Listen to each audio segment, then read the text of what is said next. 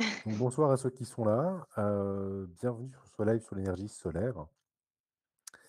Je suis en compagnie, ce soir d'Alexandra Pairo, qui est conseillère en énergie à Soleval. Je vais te laisser te présenter, ce sera Mmh, plus rapide que si et mieux fait que si c'est moi qui le fais. très bien. Merci et bien, bonsoir à tous. Donc, Alexandra Paillero, je suis conseillère en énergie à l'Agence locale de l'énergie et du climat, donc qui s'appelle Soleval.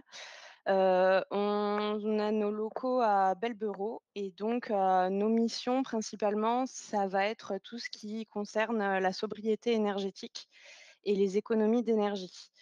Donc, c'est plus particulièrement dans le bâtiment puisque moi je suis chargée, avec, d'autres de mes collègues d'une mission sur la rénovation énergétique, des logements, chez les particuliers et après par contre on fait des animations sur des thématiques, aussi variées que, les économies d'énergie, bon dans le logement, comme, les écogestes, mais aussi sur tout ce qui va être, consommation, raisonnée et raisonnable, les des animations sur le zéro déchet également.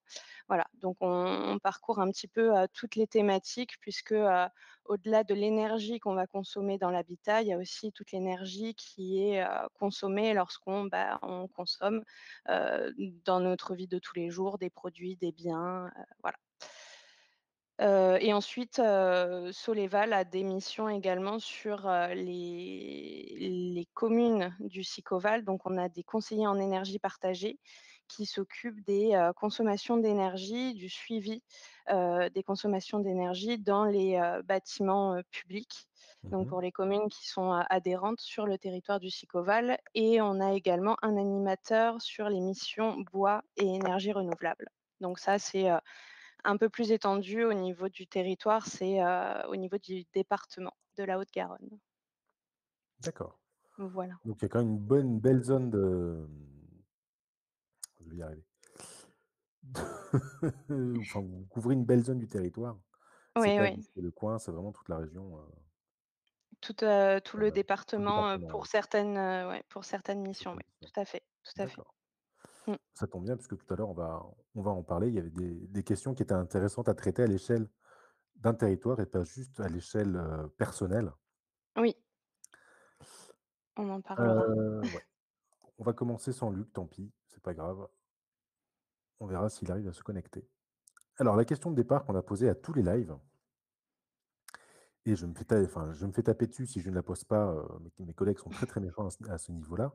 Si vous Mmh. n'aviez pas fait, conseillère énergie ou travaillé dans ce secteur-là, qu'est-ce que vous auriez aimé faire? Alors, je trouve que c'est la question la plus compliquée pour le coup. C'est pas la première fois qu'on nous répond ça. Ouais. C'est, j'aime beaucoup mon travail, donc c'est, difficile de s'imaginer faire autre chose aujourd'hui.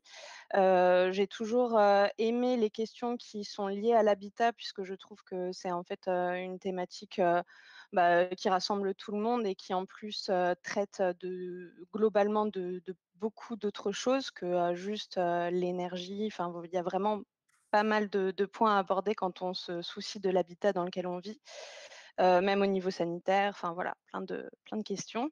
Et des réflexions globales qui restent à mener. Il y a beaucoup de choses, aujourd'hui dont on n'entend pas forcément parler, mais qui sont des questions en suspens et très intéressantes.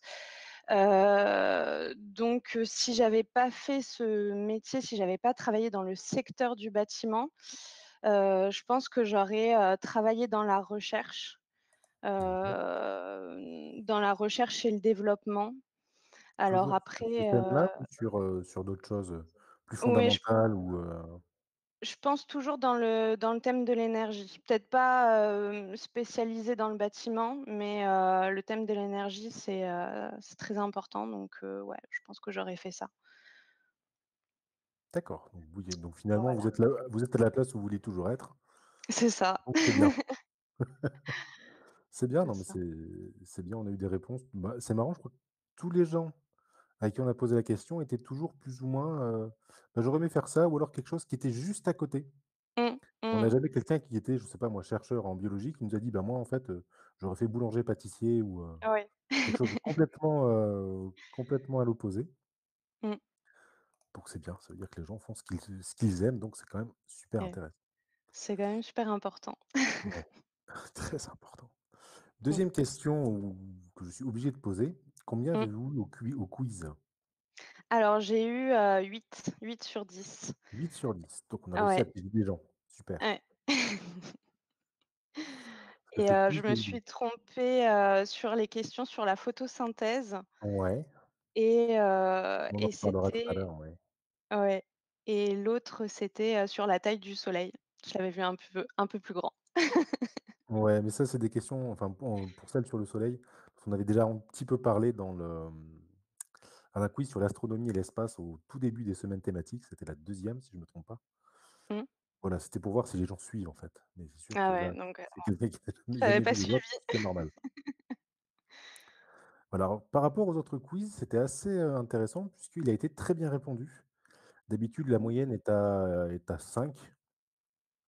Là, D'accord. j'ai regardé tout à l'heure, on était à 7 ou 8 de moyenne. Ah oui. Donc il y a eu beaucoup de très bonnes réponses.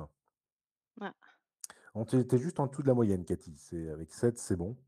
Je crois que la plus mauvaise note, c'est 5 pour l'instant et c'est quelqu'un que je connais, Ah. qui n'est pas là ce soir, mais c'est quelqu'un que je connais, qui a eu en dessous de la moyenne. C'est pas grave. En même temps, l'énergie et la biologie, c'est pas du tout son domaine, donc Il est c'est normal. excusé. Donc cette semaine, j'ai pas pu trouver des questions qui avaient été mal répondues parce que globalement, elles étaient toutes à plus de 80 de bonnes réponses. Mmh. Donc on a plutôt choisi les questions en fonction de ce qui nous intéressait, en tant qu'intervenants pour y répondre et en parler un petit peu avec tout le monde.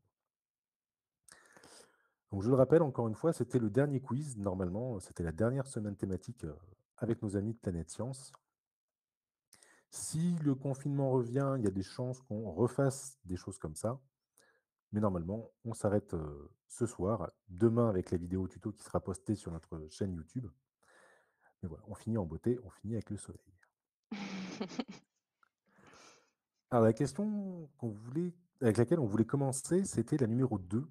À quand remonte le premier cadran solaire de l'histoire? Il y a eu 100 de bonnes réponses, j'ai regardé tout à l'heure. Tout le monde s'est douté que c'était, à l'Antiquité et pas au Précambrien, puisque le Précambrien, c'est l'apparition des premières formes de vie complexes, donc c'était il y a, 500 et quelques millions d'années, donc c'était des méduses quoi, donc ils avaient pas de quoi faire des cadrans solaires. Mais les cadrans solaires, au début, ne ressemblaient pas du tout à ce qu'on a aujourd'hui. Puisque c'était plutôt ce qu'on appelle des gnomons. Un gnomon, j'en ai parlé la semaine dernière dans la vidéo qu'on a fait pour le musée avec le musée Saint-Rémy pour les Journées européennes de l'archéologie. C'était juste un bâton planté, dans le sol, à la verticale et c'est la base du cadran solaire et ils n'avaient pas pensé encore à l'époque, ça arrivait un petit peu plus tard, qu'il fallait que le style, la partie enfin le gnomon soit incliné pour être parallèle à l'axe de la Terre, pour avoir une bonne précision. Ce qui faisait qu'ils avaient beaucoup ce qu'on appelait des heures flottantes. C'est-à-dire que l'ombre, en fonction de l'été, de l'hiver, du moment de la journée, ne parcourait pas, la même distance.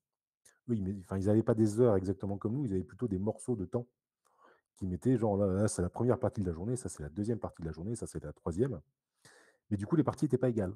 Donc soit il fallait qu'ils le corrigent dessus, soit, après ils ont eu l'idée d'incliner le style et il y avait même des cadrans lunaires un peu plus tard, j'ai vu ça, je savais même pas que ça existait avant de Ah de faire ouais. le quiz. Il y avait carrément des cadrans lunaires, c'est logique en même temps. Moi, j'aurais plutôt pris une clepsydre pour la nuit, mais bon, je trouve que le cadran lunaire est extrêmement classe. Voilà, c'était juste une petite bricole sur le cadran solaire que je trouvais sympa. On va attaquer le vif du sujet, c'était les questions, 3 et 4, qui étaient là vraiment sur le fonctionnement des panneaux solaires. Mmh. Là, elle a plutôt bien été répondue, celle-là aussi. Alors j'avais mis 2 bonnes réponses, puisque, j'avais mis, Antoine Becquerel qui a fait la première présentation, a priori avec son fils. On a trouvé plusieurs sources, en 1839. Mmh. Mais la vraie bonne explication est un peu plus tard, avec Albert Einstein en 1905 et c'est d'ailleurs grâce à ça qu'il a eu son prix Nobel. C'était pas encore avec la relativité. Donc j'avais mis ces 2 là en bonne réponse puisque j'estime que, certes, il y a eu la première démonstration en 1839, mais la bonne explication était en 1905 donc j'avais mis les 2 donc ça a été très bien répondu. Mais finalement, comment ça fonctionne un panneau solaire photovoltaïque? Parce qu'on en parle beaucoup, Alors, mais c'est vrai. Donc déjà, la base d'un panneau solaire photovoltaïque, on va le voir, un peu après parce qu'il y a aussi des panneaux, thermiques qui existent. Mais donc, la base, c'est de, bah, produire de l'électricité. Donc pour ce faire, en fait, on a un matériau, semi-conducteur, donc le silicium, qui, récupère enfin qui est excité par les photons, du rayonnement solaire et donc de là va être créée l'énergie, donc l'électricité et ensuite, on le voit sur l'image qui apparaît à l'écran. Donc c'est des cellules, c'est des images de cellules photovoltaïques les plus utilisées, donc c'est du polycristallin et monocristallin et donc il y a une sorte de maillage, avec des fils, métalliques et donc c'est, ces fils-là qui vont conduire l'électricité. Donc l'électricité est produite en, courant continu Donc là, on voit qu'il y a plusieurs et maillages. J'ai l'impression qu'il y a un maillage oui, extrêmement fin, plus les gros maillages qui vont servir, j'imagine, de collecteurs. Si certains ont déjà vu les défis solaires de Planète Science, c'est le genre de cellules qu'on a, sur les véhicules solaires de Planète Science, enfin des écoles et des collèges, et donc la soudure se fait au niveau des grosses bandes blanches mmh, pour pouvoir mettre plusieurs panneaux en série ou en parallèle, ou en parallèle, afin tout à fait. d'optimiser la quantité d'énergie et l'intensité qu'on veut avoir. Mmh. Du coup, quelle est la différence entre les polycristallines et les monocristallines? Est-ce qu'il y a vraiment une Alors différence ça de va de être, rendement ou c'est, ah, ça si, c'est bon, c'est revenu. Je captais pas très bien. Ça va être le taux de rendement, en fait. Donc, le rendement, ça va être, le taux de rayonnement solaire qui est, réellement, traduit en électricité, donc en énergie et on va avoir un meilleur rendement sur, les cellules, monocristallines, par rapport aux polycristallins. Donc les monocristallines vont être, alors j'ai mes notes, 12 à 20 de rendement, alors que, le polycristallin, ça va plus être de l'ordre de 11 à 15 et sur le marché, bah, le monocristallin est à un prix plus élevé que, le polycristalin, forcément, forcément. Mmh, forcément, ouais. mmh. Et donc sur les cellules solaires qu'on va retrouver sur nos toits, est-ce qu'il y a une généralisation des monocristallines? Ou c'est juste, il y en a ça dépend du prix et il y en a autant, Ça va ou est-ce qu'il y a un dépendre, forçage un petit peu, ou des aides supplémentaires pour avoir un meilleur heu rendement? ouais, non, les aides, malheureusement sont pas liées au système ni au D'accord, rendement. Il faut savoir qu'avant, effectivement, il y avait beaucoup d'aides financières sur, le photovoltaïque. Aujourd'hui, il y en a beaucoup moins, en tout cas pour les particuliers et ça et cette aide, elle va dépendre uniquement de comment on va consommer l'énergie qu'on produit. Donc on le verra d'accord. peut-être un petit peu plus tard qu'il y a 2 modes de fonctionnement. Mais donc il y a pas d'incitation, à mettre plutôt du poly ou du mono.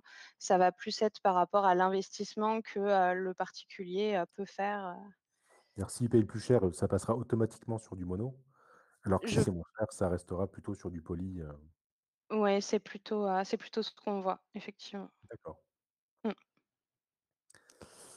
Et d'ailleurs, je crois que les cellules qu'on a sur les véhicules solaires, c'est monocristalline, il me semble. Parce que j'avais fait une commande à l'époque, il y a très longtemps, de cellules pour Planète Science et je crois que c'était ça. Tu du mono? Ouais. Ouais. Mmh. Et une cellule comme ça fait, entre 10 et 15 centimètres de côté, Tout à il y en a fait, ouais. des plus grosses aussi, ou parce que moi, celle que j'ai toujours vue, c'est ce genre de choses. Est-ce qu'on a des plus gros comme unité fonctionnelle ou est-ce que ça reste toujours de cet ordre-là? Et c'est juste qu'on va en Al mettre plus pour faire des plus grandes surfaces? Ouais, un panneau est composé de plusieurs, cellules, donc effectivement, elles font à peu près 10 à 15 centimètres de longueur. Ensuite, il y a du non, du, silicium, amorphe aussi, des cellules en silicium amorphe qui existent et elles, en fait, elles ont, la capacité d'avoir un petit peu, bah, la forme qu'on veut. On voit d'ailleurs, se D'accord. développer, des tuiles, qui ont vraiment la forme de tuiles, mais Ouais, qui produisent du photovoltaïque, enfin qui produisent de l'électricité et donc qui sont photovoltaïques. Mais sur ce silicium amorphe, on a encore des rendements qui sont, en dessous des cellules, polycristallines donc je crois qu'on tombe à 8 de rendement. Elles d'accord. sont vraiment pas très efficaces. Mmh. Oui, ce qui était le rendement, enfin, il y a quelques années, en fait. Oui, tout à fait, ouais. Moi, Ouais. justement, en faisant le quiz, j'avais l'idée que c'était moins de 10 de rendement, pardon, d'un panneau solaire Mmh, et j'ai été très surpris de voir qu'on était plutôt vers les 15 voire même 17 sur certains, qui étaient le haut du panier. mmh. J'avais ce souvenir de chiffres pour les panneaux qu'il y a dans le spatial, Oui, tout à fait. satellites avec, des matériaux, qui sont un peu plus chers et un peu de meilleure qualité que ce qu'on peut trouver nous dans le commerce, sans dire que c'est de la mauvaise qualité ce qu'on trouve dans le commerce Mmh, évidemment. Mais vu que sur un satellite, c'est la seule source d'énergie, fatalement, ils mettent ce qui se fait de mieux. Donc je tout à trouve ça fait. quand même super bien de voir qu'en quelques années, on a pris 5 ou 6 de rendement, Mmh. Mais sur des petits. d'ailleurs, il me semble, si bon, je suis pas spécialiste du sujet, mais pour en avoir parlé avec, une connaissance à moi qui travaille à Airbus, dans le spatial, il Faire me de semble défense que, industrielle. tout à fait, ouais et les panneaux photovoltaïques sur, les satellites, sont maintenant, plutôt autour des 30, voire, 40 de C'est rendement. ça. Donc, pour les particuliers, bah, peut-être qu'un jour on arrivera à commercialiser à grande échelle, ce type de cellules-là. Bon, pour l'instant, bien sûr, c'est beaucoup trop cher, C'est trop cher. mais bon, Mais je me souviens ça d'une année ça se développe. où on avait fait des défis solaires justement. C'était l'époque, il y avait encore les clubs, scientifiques qui venaient et il y avait justement un club de Thales d'Airbus Defence and Space qui était venu, concourir avec son véhicule solaire. On en parlera Mmh. peut-être un peu après, de tout ça et du coup, eux, ils avaient eu accès à des super cellules de panneaux solaires. Ah oui. Ils arrivaient à avoir des moteurs beaucoup plus puissants que les autres, puisqu'ils pouvaient produire plus d'énergie et on Mmh. s'est vite rendu compte que c'était loin d'être les meilleurs. Ah oui. Parce que justement, comme ils avaient du matériel de meilleure qualité, ils étaient moins bons en pilotage et on les a vus plus souvent sortir du circuit pour faire une réparation, pour faire un réglage, pour refroidir les cellules. Alors que, Ah oui. je crois que cette année-là, sur les clubs, c'était des collégiens qui avaient gagné 3 épreuves parce qu'ils avaient peut-être du matériel un petit peu moins bon, mais ils étaient très bons au pilotage, ils savaient optimiser leur véhicule et Mmh. ils étaient extrêmement réguliers. Alors que oui, ceux qui avaient les très bons panneaux solaires, quand ils entraient en jeu, ils doublaient tout le monde, ils prenaient 2 tours d'avance, mais après ils s'arrêtaient pendant un tour. Ouais. Donc c'était pas Ils mieux. s'étaient peut-être un petit peu trop reposés sur, leur technologie qui Exactement, était je bonne pense, et je ils n'avaient pense. pas anticipé, Ouais, les problèmes que ça pouvait entraîner. non. Et oui. Alors j'ai eu la confirmation, malheureusement, Luc ne pourra pas se connecter, il arrive vraiment Ah pas, mince. donc tant pis, on va Mmh. faire sans. J'étais content d'avoir 2 intervenants, mais c'est pas grave. Dommage. Et justement, tu parlais au début du photovoltaïque et du thermique. Peut-être bien faire la différence entre les 2. Oui. Hop, Alors cette photo-là. donc effectivement, là, sur, la photo qu'on voit à droite, on a, ce qu'on vient de présenter avant, donc des cellules, pour faire des panneaux composés de cellules en silicium et qui sont donc, des panneaux photovoltaïques qui vont produire de l'électricité et à gauche, on a l'exemple d'un panneau solaire thermique. Donc dans les tubes qu'on voit sur l'image, on va faire passer un flux caloporteur. Alors généralement, c'est plutôt un fluide et on utilise plutôt de l'eau, mais ça peut être aussi de l'air, qu'on vient aussi chauffer et ensuite, qui est acheminé dans le logement pour, chauffer l'air à l'intérieur. Quand c'est de l'eau, on peut l'utiliser de 2 façons différentes à l'intérieur du logement. On peut, l'utiliser pour, chauffer, de l'eau chaude sanitaire qu'on va utiliser ensuite, ou alors, ça peut venir aussi en appoint d'un système, central, de chauffage central principal, D'accord, pour, du chauffage, ou même en tant que chauffage principal, bien que le solaire thermique, c'est plutôt l'été, c'est donc on ça. comprend vite que c'est assez limité. Donc en fait, pour, s'en servir comme, système de chauffage principal, il faut avoir une maison, qui est très, très bien isolée et qui a très peu de consommation en termes de chauffage et dans ce cas-là, voilà, en intersaison, on peut réussir à produire, son chauffage avec du solaire thermique, mais, c'est très particulier, voilà. Oui, ça doit fonctionner dans le sud de la France et Oui, encore, aussi, tout ou à peut-être fait, tout à dans des fait. pays un peu plus ensoleillés, un peu plus au sud pour nous. Tout à fait. Mmh. Non, mais je suis étonné parce que je savais que c'était de l'eau qui passait dans les tuyaux, mais je pensais que c'était une eau qui était directement utilisée. En fait, c'est 2 systèmes différents. Oui, C'est oui. cette eau qui va, chauffer l'eau domestique, en fait.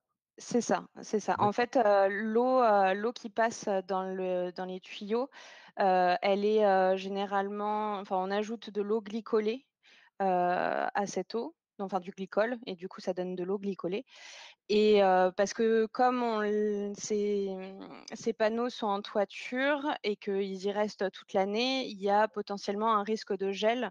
Donc c'est pour Ah ça oui, qu'on ajoute du glycol pour avoir une température de gel qui descend en dessous de, -20, -30 d'accord. degrés. Oui, c'est l'équivalent de l'antigel, pour les voitures, en fait. Tout à fait, c'est ça. Mais pour les liquides lave-glace, d'accord. Mmh. Et du coup, il y a combien de rendement sur un panneau, thermique comme ça? Entre, Heu, l'eau qui chauffe dans le panneau, dans le fluide, enfin le oui. fluide porteur qui chauffe et la température de l'eau qu'on peut récupérer en eau sanitaire? On a une idée de ça ou J'avoue pas? que, ouais, je saurais pas dire. Je sais que, on peut réussir dans nos régions à, avoir des rendements pour, avoir une production d'eau chaude sanitaire à 60 60-70 D'accord. par, le solaire thermique. Oui, donc c'est pas mal. Après, c'est voilà, ouais, c'est quand même, si on considère une famille de, 3-4 personnes. Voilà. D'accord. Et est-ce que ça peut être efficace pour des bâtiments justement? Ou c'est que pour du domestique, à l'échelle d'une maison? Sur du solaire thermique, dans nos régions, c'est bien adapté, pour, le chauffage de l'eau chaude sanitaire, globalement. Ensuite, sur des bâtiments, bah, en fait, ça dépend l'usage du bâtiment. Si on est sur un bâtiment de type industriel, il faudrait que le process, bah, demande à un moment, de l'eau chaude, sanitaire, et après qu'on puisse, dimensionner en fonction de, l'usage et du besoin, la taille ensuite, des panneaux, et de l'installation qu'il faut mettre en face. Mais c'est sûr que, l'eau qui est chauffée, elle doit, être directement utilisée sur, place, in Oui, situ, parce qu'on peut pas stocker en contrairement à comme voilà, ça. ouais, contrairement à des on trouve des centrales, photovoltaïques, donc voilà, à l'échelle d'un territoire, ou enfin voilà, à de grandes moyennes et grandes échelles, on ne pourrait pas trouver la même chose sur du solaire thermique puisque, bah, si jamais, la source de production est trop loin de la source de consommation, on va avoir trop de pertes et Ouais, ce sera pas idéal. c'est pas rentable. Ouais, tout à fait. C'est pas rentable. Et justement, c'était la question d'après, ça fait une très bonne transition. Mmh. On voulait parler un petit peu des centrales photovoltaïques. Alors normalement, j'avais mis une image, mais qui n'a pas été chargée. Donc je vais la recharger, c'est pas grave. On va remettre ça. Donc les centrales photovoltaïques, est-ce que tu pourrais nous en dire un petit peu plus? Alors sur, les centrales photovoltaïques, du coup, ce que je peux vous dire, c'est que c'est, à mon sens, assez pertinent d'avoir ce genre de centrale, comme je le disais, à l'échelle d'un territoire. Donc un territoire assez grand, on va dire, une communauté de communes ou même à l'échelle, nationale, plutôt qu'à l'échelle individuelle. Bah, parce que tout simplement une centrale, photovoltaïque sur un territoire plutôt large, on aura toujours de la consommation quand on va avoir de la production. Ce qui n'est pas forcément le cas quand on est à l'échelle individuelle, Ouais, puisque, j'en parlais un petit peu en amont, mais, il y a 2 façons de produire et de consommer, son électricité, quand on est dans une maison individuelle. Il va y avoir la possibilité de revendre la totalité de sa production à EDF ou alors d'en consommer une partie et de revendre, le surplus. Dans tous les cas, ça implique qu'il faut qu'il y ait quelqu'un qui consomme lorsque ça produit. Surtout quand on est en autoconsommation. Pour que ce soit rentable, il faut être à l'intérieur du logement, il faut avoir des usages et de la consommation électrique quand le panneau photovoltaïque va produire et du coup, c'est plus complexe à mettre en place et il faut bien avoir en tête, l'usage du logement, combien de personnes y sont, quand est-ce qu'ils y sont? Est-ce qu'ils y sont en journée? Est-ce qu'ils y sont en période estivale? Enfin voilà, ça se réfléchit, plus finement que, quand on est à l'échelle d'un plus grand territoire. Oui, il y aura toujours quelqu'un pour consommer et utiliser ce qui est produit, localement. Oui, tout à fait. Puis même la nuit, enfin voilà, si on veut mettre, des batteries ou ce genre de choses, à l'échelle individuelle, ça n'a pas vraiment de sens, même, voilà, produire des batteries pour ensuite stocker une énergie, sachant que les batteries, elles ont toujours un mode où, il faut qu'elles se déchargent à un moment. Donc en fait, on Ouais, va, voilà, ça engrange des cycles et puis les batteries aujourd'hui, ça coûte aussi cher, très cher pour, les particuliers. ouais. Donc encore une fois, c'est pas le mieux. Et puis c'est compliqué à produire les batteries, ça demande des terres rares, Tout des à fait. matériaux, assez rares et assez chers et souvent polluants à extraire. Mmh mh. Et c'est un peu le problème qu'ont aussi les voitures électriques où tout le monde se jette sur l'électrique, mais finalement, il y a toujours ce problème des batteries Mmh. qu'aujourd'hui on sait très mal recycler, Ouais, qui est, c'est une solution de transition à mon avis. Ce n'est ouais. que mon avis, mais il faudra qu'on trouve d'autres façons de faire des voitures électriques ou, qui Oui, auraient ou du ou même de repenser aussi les usages parce que c'est vrai que, ouais, on parle du solaire thermique ou photovoltaïque, de la source solaire, c'est très bien, c'est une énergie renouvelable qui est inépuisable, mais cependant la meilleure énergie, ça reste celle, qui qu'on n'est pas qu'on ne consommée, consomme ouais. pas, voilà, donc Inépuisable, dans 4,5 milliards d'années un jeudi, le soleil c'est va ça, gonfler, mais on a le temps de voir venir. Il à peut se passer l'échelle plein de de choses. l'humanité, on va Voilà. dire. À l'échelle de nous, ça va, on est tranquille. Ça va. Mais ouais. Et donc des panneaux solaires comme ça a quelle durée de vie? Parce que je sais qu'il y a quelques années, c'était pas énorme et j'imagine qu'aujourd'hui, avec les nouvelles technologies, ça a dû être un petit peu amélioré quand même? Alors les constructeurs, les fabricants les donnent toujours sur une durée de vie de 20 ans. Après ce qu'il Ouais, faut savoir, c'est qu'au bout de 20 ans, le panneau photovoltaïque, il continue quand même à produire. Il va y avoir une petite baisse, de production, mais forcément, ouais. ça peut, fortement aller jusqu'à 30 ans, voilà, même peut-être un petit peu plus. Ça continuera toujours de produire avec une légère perte au niveau du rendement. D'accord. Et ensuite sur la durée de vie, aujourd'hui, il y a un circuit de recyclage qui existe. Ah, je Donc on savais pas arrive ça. à ouais, en fait, il y a une éco, participation Ouais, quand on achète des panneaux, solaires photovoltaïques. Donc ça fonctionne un petit peu comme, ce qu'on a sur, l'électroménager. Cette part sert au recyclage, des panneaux, solaires, photovoltaïques. Donc il y a des points de collecte. C'est, alors je crois que c'est une association, PV Cycle, qui s'en occupe mmh. et on estime qu'il y a 90 à 95 du panneau qui est Ah recyclable. oui, pas mal. Mmh, mmh. Et donc on c'est quoi? On refond le silicium? On doit Oui, j'imagine alors qu'on doit enlever tous les métaux pour pouvoir les recycler d'un côté tout et à à la rigueur fait. refaire fondre le silicium qui à la base c'est issu du sable, c'est issu de la silice. Mmh, tout à fait, c'est Donc ça ça, doit c'est ça. même pas avoir le même point de fusion que les métaux. Donc on doit On pouvoir va déjà rien qu'en faisant chauffer, avoir d'abord les métaux qui fondent et récupérer ça, on va démembrer en fait, le panneau. ouais, Le cadre aluminium, bon l'aluminium ça se recycle pas de facilement. problème. Et ensuite, tout ce qui est, partie, verre ou, silicium, on peut en faire, de l'isolant. En fait, on peut le recycler en laine de D'accord. verre. D'accord, donc ça sera pas refondu pour refaire un panneau? Non, C'est pas possible ça? je ne crois pas. Ouais, de ce que je sais, ça va être, recyclé en isolant. D'accord. Ouais, parce que pourtant il y a quand même il y a du gallium, des choses comme ça? Non, pas du gallium. Enfin, il y a des matériaux qui servent à doper le panneau pour le Oui, fonctionnement et ça, c'est des matériaux assez rares et ceux-là, est-ce qu'on arrive à les récupérer ou pas du tout? alors, Ou est-ce qu'ils sont perdus et ils finissent en isolant aussi?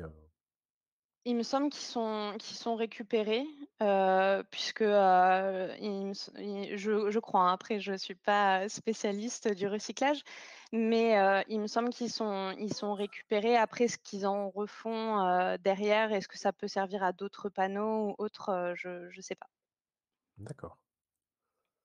Ouais, j'essaie de retrouver quels étaient les matériaux, j'avais vu ça il y a très, très longtemps, mais enfin bon, c'est pas grave. Et justement, on parlait donc de la production d'électricité avec les panneaux et ça représente quel pourcentage dans notre mix énergétique? Tout ça? Sur le mix énergétique, alors Ouais, sur, la région Occitanie. Donc déjà on voit sur les chiffres qui s'affichent, on est la deuxième région en termes, de, puissance électrique, renouvelable, liée aux panneaux, photovoltaïques. On est plutôt bon, sur, les énergies renouvelables, en termes général puisque, bah, sur, l'hydroélectrique, on est aussi la deuxième région, l'éolienne troisième et ensuite sur tout ce qui est, lié à la géothermie, on est à la sixième place. Je crois que sur le schéma d'après, on ouais. a, justement les pourcentages et donc, au niveau national, donc c'est 7 il me semble 7, et oui, c'est le chiffre que j'avais trouvé, mais c'est la production maximale. oui, C'est voilà, s'il c'est y la a un production. ensoleillement optimal, on peut produire jusqu'à 7 Mmh, de l'énergie totale française, mais dans la réalité, on tourne entre, je crois, 2 et 5 de production réelle, ouais, puisque l'ensoleillement est enfin, il suffit qu'il y ait un nuage et l'ensoleillement baisse, donc le rendement baisse. Enfin, la quantité produite baisse, donc dans la réalité, on est en dessous quand même. mmh et donc au niveau de l'Occitanie, on est à 5,9. Ouais, Donc c'est on pas est mal, quand donc même, on est bien on est pas mal. dans le haut de la moyenne, en fait. Mmh, mmh. C'est pas mal, hein. Et donc ça, c'est juste pour l'Occitanie. OK. Oui, ça c'est pour la région Occitanie en 2018. Et en France, donc les chiffres que j'ai postés, que j'avais mis dans la réponse du quiz étaient des chiffres officiels, mais qui sont, au moment enfin, si on compte combien on peut produire par énergie, qu'on fait un total, on avait à peu près 7 pour le photovoltaïque et 45 46 pour le nucléaire. Dans la réalité de la production, comme les énergies renouvelables sont malheureusement intermittentes, on est plutôt à, comme je disais, quelques pour enfin, aux alentours de 5 de mémoire pour le solaire et le nucléaire représente plus de 70 de notre, fabrication d'électricité. Mmh. Et le gros problème, c'est que tout ça, c'est intermittent, mais donc déjà la nuit pour un panneau solaire, c'est beaucoup moins efficace. Je ne sais même pas si ça peut produire s'il y a assez de lumière la nuit, on va dire un jour de pleine lune pour que ça produise, même pas? Non, non, non, non, non, non, On ouais, a non, rien. c'est trop. C'est vraiment C'est très le connu. rayonnement solaire, qui va faire que ça va produire et du coup la nuit, le seul moyen de pouvoir, utiliser l'énergie solaire la nuit, c'est d'avoir un stockage et du coup une petite Une batterie. batterie ou des choses comme ça, ouais. Mmh. Ouais, après on n'a pas forcément j'ai pas regardé les autres pays pour voir, ce qui se faisait ailleurs. Je sais qu'il y a des petits pays qui arrivent à être 100 énergie solaire en important de l'électricité du coup, pour combler. Je sais plus lesquels, mais chez nous, je sais pas si ça serait possible. Ouais, Sur des gros pays industrialisés comme les nôtres, je suis pas sûr. mmh, On verra ce que le futur nous réserve, on verra bien, c'est avant sûr. le jeudi dans 4,5 milliards d'années dont on parlait tout à l'heure, ça serait quand même pas mal. Mmh, On voulait parler rapidement aussi des fours solaires oui, pour faire quelque chose d'un peu plus, pratique, puisqu'en théorie, vous pouvez même en fabriquer à la maison. C'est ça qui est bien. tout à fait. Alors ça, il l'a pas pris non plus, celle du four solaire.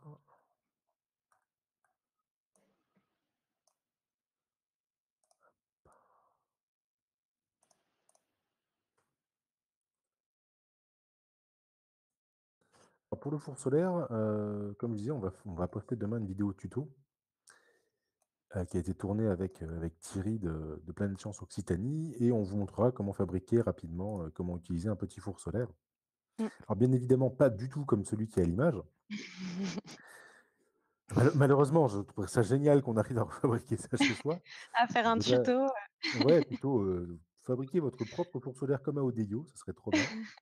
Donc ça c'est celui d'Odeyo, déjà, il faut un grand jardin Mmh, et donc là, nous, c'est un petit four solaire, enfin, vous verrez, Moi, j'appelle plus ça un cuiseur solaire, même si Oui. on peut faire cuire un gâteau. Mmh. Pas un Ça hamster ou quelque chose comme ça. J'en vois déjà certains là, qui vont me dire: «On va mettre le chat dedans» ou un truc comme ça. Non, ne faites pas ça. vaut mieux pas. Mais le four solaire d'Odeyo que vous avez là, en fait, c'est une grosse parabole, avec plein de miroirs et ils arrivent à concentrer, alors je ne me souviens plus de la taille du bâtiment qui est là, mais c'est plusieurs dizaines de mètres Mmh. et ils concentrent ça sur un faisceau qui fait moins d'un mètre. C'est exactement comme, on ferait avec une loupe où, on concentre tout pour que ça chauffe. Bah, là, ils font ça avec, moins d'un mètre. Donc ils arrivent à passer de 0, enfin de température ambiante à plusieurs, centaines, voire milliers de degrés instantanément. Donc c'est très utile pour voir la réaction de certains matériaux au choc thermique. Mmh. Notamment, moi j'aime bien le spatial, donc je reviens toujours à ça, tout ce qui est, matériaux, qui servent à la rentrée atmosphérique, ça va chauffer très vite. Je crois que certains ont été testés, pas forcément en France, mais aux États-Unis dans des fours solaires pour voir comment ça se comportait, quand on passe de, quelques dizaines de degrés ou même du froid de l'espace à moins 150 à 3000 degrés en en quelques minutes, Mmh. ça fait quand même des sacrés chocs et on peut faire fondre comme ça, juste avec le soleil, du métal, enflammer une planche, comme ça. Ah Enfin, oui. si vous avez un barbecue allumé, allez au Deyo, ça Mmh marche mh. super bien. Ils ont la technique. Ah, ils ont la technique, ils ont la technique. Mmh. Mais ça serait hyper intéressant enfin, ça fait partie de la science-fiction, en fait, j'avais vu dans plusieurs livres des projets comme ça où c'était avec des gros satellites en orbite qui arrivaient à récupérer le soleil pour éclairer une partie de la planète et faire fondre des calottes glaciaires, des choses comme ça. Donc c'est de la science-fiction et en même temps, on a les prémices, on verra si les aliens, nous le font, mais ça existe. Alors c'est des centres de recherche, hein, c'est pas pour le grand public malheureusement, Mmh. mais ça existe. Et j'avais vu des vidéos, ça se trouve sur internet, où on voit justement les expériences qui sont faites à Odeyo. C'est extrêmement impressionnant de voir que juste en ouvrant un diaphragme, à peu de choses près, pour laisser passer la lumière, on a tout qui se met à fondre de suite. C'est super impressionnant. Mmh. J'irai 3000 voir, parce que 3500 j'avoue degrés, que ça commence à être, je rappelle un four, hein, c'est 200 degrés quand on fait un gâteau. mmh. Là, on est à 3500, sur les tâches solaires dont on avait parlé sur le quiz sur l'astronomie, on était à 4005. Donc on est presque, c'est l'ordre de grandeur du soleil, donc ça commence à être pas mal. Ouais, Et j'avais vu effectivement. qu'Odeyo est le deuxième four le plus puissant au monde, il y en a juste un au-dessus qui, genre, je sais plus si c'est aux États-Unis ou en Chine, qui monte à peine plus haut, mais voilà, c'est c'est quasiment pareil et c'est assez impressionnant. Mmh. Donc je sais pas si toi tu t'es déjà amusé à te faire un cuiseur solaire ou un petit four solaire chez toi, pour faire des J'en ai gâteaux? j'en ai jamais fait, personnellement. Par contre, j'en ai vu, fonctionner. En fait, ça m'arrive souvent de faire des événements avec, l'association ICEA. Je ne sais pas si vous Moi, connaissez? ça ne me dit rien. Alors en fait, ICEA, c'est une initiative citoyenne et ils promeuvent, les panneaux photovoltaïques. Le principe, c'est que, toute personne peut donner, peut investir et en fait, eux collectent l'argent et les communes donnent leur toit, enfin offrent leur toit et des installations photovoltaïques voient le jour comme ça d'investissements citoyens qui se sont regroupés et qui ont investi pour mettre en place des panneaux photovoltaïques sur les toits. Et donc quand on fait des animations ensemble, souvent ils présentent, des fours solaires et qu'ils ont fait eux-mêmes et vraiment, très facilement, même parfois juste avec, du carton, des planches du papier aluminium et on arrive à faire, fondre du chocolat. Donc on se fait des petites fondues avec, des fruits et du chocolat. C'est plutôt Oui, c'est sympa. bien ça, on va venir, on va venir. C'est plutôt sympa, ouais. Bah, Voilà, c'est le donc carton et le ça papier fonctionne très bien. d'aluminium, c'est exactement ce qu'on vous propose demain. Voilà. C'est on est allé au plus simple Mmh. et pour terminer là-dessus, j'avais même vu alors je sais plus où j'avais vu ça, c'est il y a quelques années, des gens qui vendaient des petits miroirs comme ça, concaves avec au bout un petit support et on pouvait allumer sa cigarette en la Ah! mettant au soleil comme ça faisait un mini four solaire d'Odeyo. Bon, le tabac Ah est oui. nocif pour la santé, je le rappelle quand même au Mmh. passage, mais j'avais trouvé l'initiative drôle de faire un mini four solaire, pour des choses moins intéressantes que ce qu'on fait, De à poche, Odeo. du coup. Ah, on me signale que visiblement chez Delirdank, on a des panneaux solaires sur le toit. Il Ah! faudra que je monte voir. ce que ça donne, voir s'ils sont en bon état, tout ça, les nettoyer pour bien qu'il y ait toute la lumière qui passe. Ah, je savais pas ça, qu'on avait des panneaux solaires chez nous. D'ICA, bah, justement. C'était chez Ah eux oui, et donc j'étais pas là pour le d'accord. chocolat. Bravo. Ah Merci, bah, ouais. sympa les collègues, voilà, on m'invite pas quand il y a du chocolat. C'est sympa.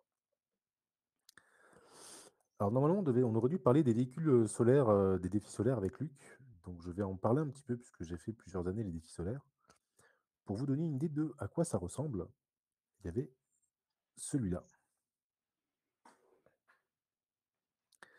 Donc ça, c'est typiquement le genre de véhicule qu'on peut retrouver, à Planète Science, qui sont faits par des collèges, des lycées et à une époque par des clubs aussi. Ça mesure, si je dis pas de bêtises, entre 40 et 50 centimètres de long. J'ai plus la dimension exacte. J'étais jamais aux qualifications moi des véhicules. J'étais plus sur la piste à aider les gens. Mais vous voyez qu'on retrouve exactement les cellules, comme celles qu'on a montrées au début du live. Mmh. Et à l'intérieur, par contre, c'est donc tout ça, c'est fabriqué par les collèges ou les lycées. Il y a même des versions avec les primaires qui sont beaucoup plus simples. C'est ce genre de Ah oui. choses qui sont là philo-guidées avec une cellule moins fragile parce que les cellules, c'est quand même extrêmement fragile. Mmh. Donc là, c'est juste, arriver à ce que les enfants fabriquent le circuit, déjà avec le panneau solaire, le petit moteur qui est adapté, le condensateur pour aider et fasse la base roulante et là, on aperçoit des arceaux, surtout les ombres des arceaux, enfin de l'arceau à l'avant. C'est philo-guidé. Là, c'est juste en ligne droite et c'est celui qui va le plus vite, qui gagne. C'est des projets qui sont sur l'année avec les instituteurs. Mais pour les véhicules comme ça, c'est vraiment des véhicules télécommandés et en général, c'est pas juste des gens qui achètent une base roulante et qui rajoutent un panneau solaire dessus, c'est vraiment des gens qui font tout de A à Z sur le véhicule. Ça va être concevoir, le système de télécommande. Là, c'est télécommandé à distance. Ça va être, choisir les batteries ou alors peut-être qu'elles sont fournies les batteries pour des questions d'homogénéité entre les candidats. Mais c'est tout ça, c'est du fait maison et on a vu je me souviens de certains concurrents qui amenaient tous les ans le même véhicule, mais qui avait été amélioré. Où ils avaient, amélioré un moteur, où ils avaient amélioré légèrement l'angle des panneaux en se disant: «Ben, ça marcherait peut-être mieux comme ça». Où Mmh. ils avaient amélioré le système de communication ou les batteries ou des choses comme ça, ou les, les actionneurs pour aller à droite et à gauche. Enfin, c'est vraiment des projets qui se font sur plusieurs années. On a même des fois des petits clubs qui se créent dans les collèges. C'est vraiment des super projets. En général, ça se fait beaucoup en lycée technique, puisque comme ça, ils mettent vraiment les mains dans le cambouis Mmh. et ils ont fabriqué un véhicule qui fonctionne au solaire. Et les courses se font, il y a deux épreuves. Une épreuve de vitesse, où c'est slalomé entre des plots. Alors malheureusement, j'ai pas les photos comment ça s'appelle? Des Circuit? circuits, Oui. mais c'est assez marrant de voir, il y a beaucoup de choses sur le pilotage, comme je disais au début, et on voit les véhicules arrivent vraiment à monter, à des vitesses assez impressionnantes. Pour des choses en plus faites chez soi, je trouve que c'est extraordinaire Mmh mh. et en général, l'après-midi, on a une grosse épreuve d'endurance qui dure, je crois, quasiment 3 heures et là, c'est qui aura fait le plus grand nombre de tours. Alors on change Mmh. les pilotes régulièrement quand même parce que 3 heures en plein Oui, soleil, 3 heures, ça pose problème, mais ils se relayent, assez régulièrement et on voit qu'il y a des véhicules qui sont extrêmement réguliers, qui vont pas forcément très vite, mais qui à la fin, auront fait le plus de distance parce qu'ils étaient super réguliers, les pilotes étaient très bons et ils mmh, ont su justement gérer le côté intermittent de l'énergie. En plus, quand ça chauffe un panneau solaire, le rendement est un petit peu moins bon. Donc tout à sur fait. des véhicules comme ça, on ne peut pas avoir un système de refroidissement extraordinaire. 3 heures, sauf quand il pleut, exactement, et c'est vrai que des défis solaires sous la pluie, on en a fait plusieurs. Ah, ça, c'est Donc les aléas. c'est ça. Donc c'est assez marrant de voir pendant la course, quand il pleut pas, du coup, la course peut se faire, certains qui arrêtent le véhicule parce qu'il chauffe trop et on les voit qui versent des bouteilles d'eau entières sur le Ah véhicule. oui. Enfin, ils enlèvent le dessus, là où il y a les panneaux solaires pour pas Mmh, griller le moteur, mais ils bien ils sûr. versent de l'eau comme ça pour refroidir les cellules et que le véhicule remarche. Enfin, c'est vraiment des courses, c'est une super ambiance. C'est très famille puisque finalement, les équipes viennent avec, en général les parents, les profs et cetera Mmh. et c'est vraiment un événement qui est chouette, qui existe je crois depuis 14 ou 15 ans.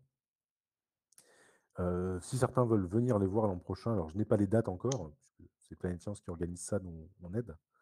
Mais je vous conseille vraiment de venir le voir si ça ne change pas, ça se passe à la Cité de l'Espace.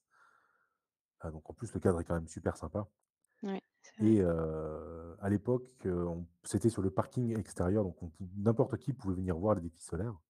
On avait même des amis à moi qui avaient joué, qui étaient musiciens, qui étaient venus jouer une après-midi, pour faire les un petit peu d'animation. C'était vraiment une super ambiance cette année-là.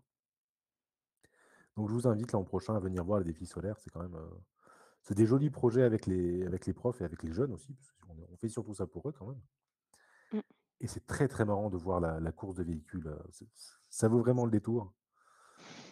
Il y en a certains qui mettaient des caméras embarquées, donc on a carrément la vision au ras du sol de la voiture qui slalome. Ah oui. Il y a des épreuves annexes maintenant, il y a un plan incliné, donc il y en a qui marchent très bien, mais sur le circuit à plat, mais dès qu'on arrive sur le plan incliné, il y a pas assez de puissance. Il y en a qui fonctionnent bien là, enfin, il y a même maintenant une épreuve de puissance. On va mesurer la puissance du véhicule solaire. Enfin, c'est vraiment quelque chose qui met plein de compétences en jeu pour les élèves et donc c'est super intéressant pour eux. Si j'avais été élève et qu'on m'avait proposé ça, j'aurais bien aimé à Ouais, l'époque, ouais. moi Maintenant, je suis un aussi, peu je vieux, pense.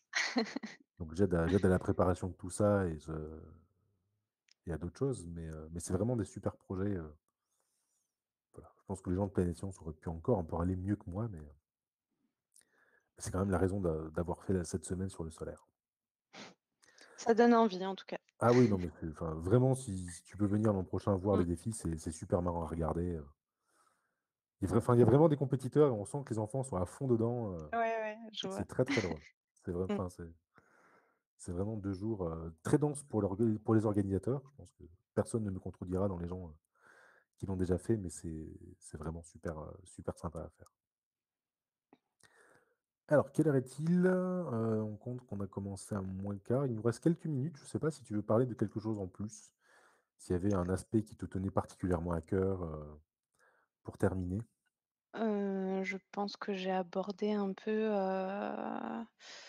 tous les points. Oui, la dernière chose, c'est vrai que j'ai pas dite, c'est du coup, le four solaire, ça en fait partie, mais c'est le solaire passif, donc Oui, dans ah oui, l'habitat en particulier. Au-delà d'avoir, des systèmes comme, des panneaux solaires thermiques ou panneaux, photovoltaïques, le solaire passif, c'est-à-dire, la récupération de la chaleur du soleil à travers soit, les baies vitrées, donc les fenêtres ou même par rapport, aux matériaux de construction qui composent, le logement. C'est très important aussi pour, récupérer cette énergie gratuite et pour le coup, sans même avoir besoin d'un système, qui fonctionne. Donc c'est pour ça qu'on appelle ça du solaire passif, c'est récupérer les calories, du solaire, donc notamment pour, le chauffage en hiver. Voilà, donc très important. choisissez un appartement ou une maison bien orientée, Mmh, l'hiver, pour avoir de la lumière et tout réchauffer et ça évite de consommer. c'est ça. Le problème, c'est que chez nous, l'été, si on est bien orienté l'hiver, l'été, c'est beaucoup moins drôle. Mmh. On en parlait tout à l'heure, c'est pas toujours évident, faut trouver la bonne Faut moyenne, on va dire. Voilà, c'est ça. Faut pas avoir non plus, trop de surface, vitrée Ouais, orientée au sud et ensuite, la surface vitrée orientée au sud, il faut qu'il y ait un moyen, de pouvoir, de l'occulter, ouais, occulter le soleil, en été, donc soit avec de la végétation, soit avec un système déporté pour faire de l'ombre, sur ouais, les menuiseries. Ça peut être une casquette, enfin voilà, une casquette qui se baisse, ouais, qui se baisse, voilà, tout à fait, un store ou ce genre de choses. Mais ça, c'est une question de bioclimatisme et de ouais. conception des bâtiments et on voit aussi, au-delà de l'orientation, il y a aussi le choix des matériaux, de construction. Donc choisir des matériaux avec une bonne inertie, une bonne isolation, voilà, tout ça, c'est des choses qui se réfléchissent soit en amont quand, on a la chance de pouvoir réfléchir à comment on va construire son logement, soit, lors d'une rénovation, globale lorsque, on pense à faire des travaux, chez soi. J'ai vu que ça se faisait dans certains pays un peu chauds où l'innovation, le perds mes mots ce soir, c'est terrible. La L'isolation, voilà, Oui, était à à l'extérieur du l'isolation. bâtiment. Il y Oui, avait le mur qui était sur l'intérieur et l'isolation était juste dehors, mmh, puisque finalement ça évite de chauffer. Là, c'était de tout la à pierre fait. en plus. Mmh. Parce qu'une fois que la pierre est chaude, même si on a de l'isolation à l'intérieur, bah, c'est déjà chaud. C'est ça, tout à fait. Et en fonction du matériau qu'on va choisir, on va pouvoir avoir un déphasage plus ou moins important. Donc le déphasage, c'est le temps que va mettre la chaleur à pénétrer dans le logement. Et donc toute l'importance de bien choisir son matériau d'isolation en fonction, toujours pareil, des problématiques qu'on rencontre dans le logement. Si jamais on a des problématiques de surchauffe, on va choisir un matériau, un isolant avec un fort déphasage.